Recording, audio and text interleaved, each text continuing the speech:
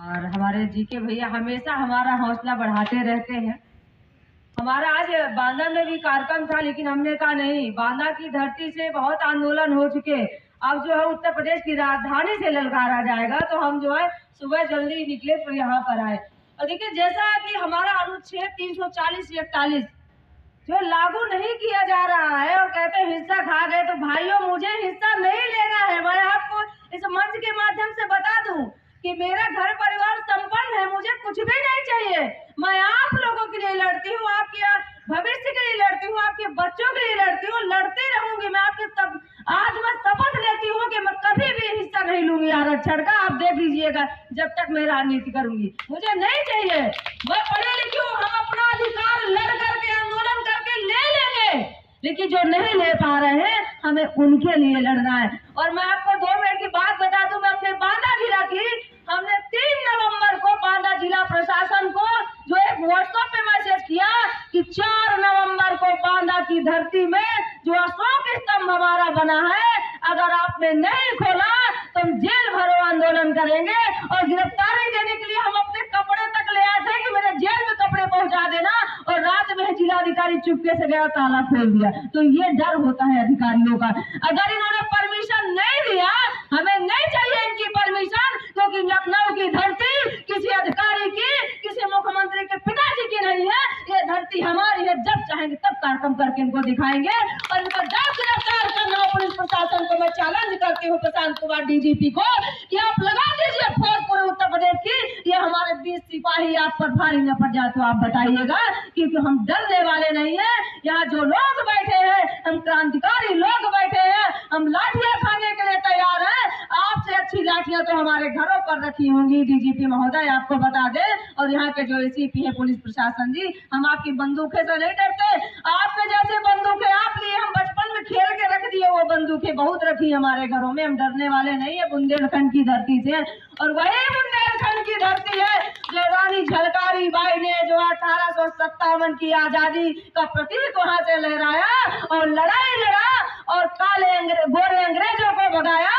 और आज हम शपथ लेते हैं लखनऊ की इस क्रांतिकारी धरती से कि जब तक ये देश की कुर्सी में बैठे और उत्तर प्रदेश की कुर्सी में बैठे काले अंग्रेजों को नहीं भगा देंगे, अनुच्छेद 340-41 को लागू नहीं करा देंगे, तब तक चैन की सांस नहीं लेंगे।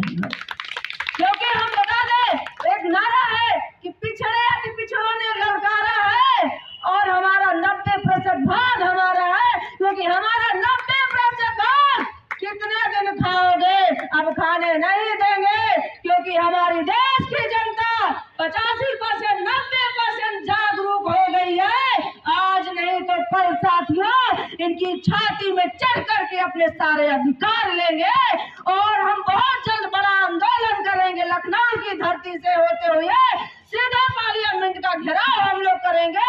और जब तक हम इन निकम्मे लोगों का, जो ओबीसी SC/ST समाज के सांसद विधायक मंत्री जो ये सत्ता की मलाई दलाल लोग खा रहे हैं, जब तक इनका हम लोग बहिष्कार नहीं करेंगे, तब तक चैन की नींद हमें नहीं सोना है। क्योंकि अपने जो बीच में हमारे जो वोट लेकर के अपने बच्चों को जो विदेश में पढ़ा रहे, BMW गाड़ी में घूम रहे हैं और बिजनेस करें, इनके बाप का पैसा नहीं है, ये हमारे टैक्स का पैसा है। इसको चोरी होने से हमें भी बचाना होगा।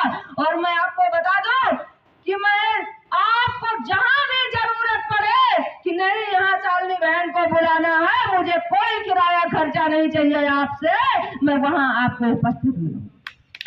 जहाँ बुलाए, मैं नेपाल गई हूँ, हर राज्य में मुझे जहाँ बुलाया जाता है मैं जाने के लिए तैयार हूँ। क्योंकि जब तक मेरे शरीर में खून रहेगा, जब तक सांस चलेगी, मैं पिछड़े या तो पिछड़ों के लिए लड़ती रहूंगी।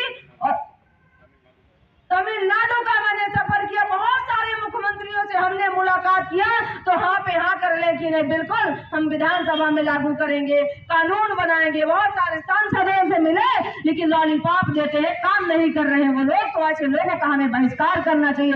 मैं आपको बता दूं, मेरे बांदा जिले में जो अभी माननीय सांसद जी चुनी गई, हम लोगों ने चुना, और जब लोगों ने कार्यक्रम में बुलाया तो कह रहे 6 बजे के बाद हम बाहर नहीं निकलते। तो हमने उनको बताया कि जब वोट की भीख मांग रही थी तब नहीं देखा कि 12 बज रहा रात में कि 8 बज रहा 9 बजा, उस समय शर्म नहीं आई। अब जनता के वोटों से 5 साल के लिए कुर्सी मिल गई तो क्या सोचती हूँ कि जिंदगी भर के लिए कुर्सी मिल गई। जिस तरह हम लोगों ने कहा कि जिस तरह हमने आपको अगर जनता ने कुर्सी पर बिठाया है तो 5 साल बाद याद रख लीजिए आपकी राजनीति खत्म करने का काम करेगी हमारी जनता, क्योंकि बांदा उत्तर प्रदेश और देश की जनता जागरूक हो गई है, शपथ ले लिया है कि जल्द ही काले अंग्रेजों को देश की कुर्सी से हटाएंगे और हमारे 90% में ही कोई भाई और कोई बहन देश की कुर्सी संभालेगा। उत्तर प्रदेश में भी हमारा कोई भाई और बहन कुर्सी संभालेगा, तभी हम लोगों के अधिकारों की सुरक्षा होगी, क्योंकि हमारे सारे अधिकार अभी खतरे पर है। उन्हें उनकी सुरक्षा करना हमारे देश के सभी नागरिकों की जिम्मेदारी है। मैं अपनी वाणी को यहीं से विराम देती हूँ। धन्यवाद। बहुत बहुत धन्यवाद, शुक्रिया राष्ट्रीय संयोजक महोदया जी। आपके तेवर वाकई पूरे देश तक अंतिम व्यक्ति तक पहुंचाने का बीड़ा आपने उठाया है। इसी कड़ी में हमारे बड़े भाई गोपाल नंद जी, कौशल जी,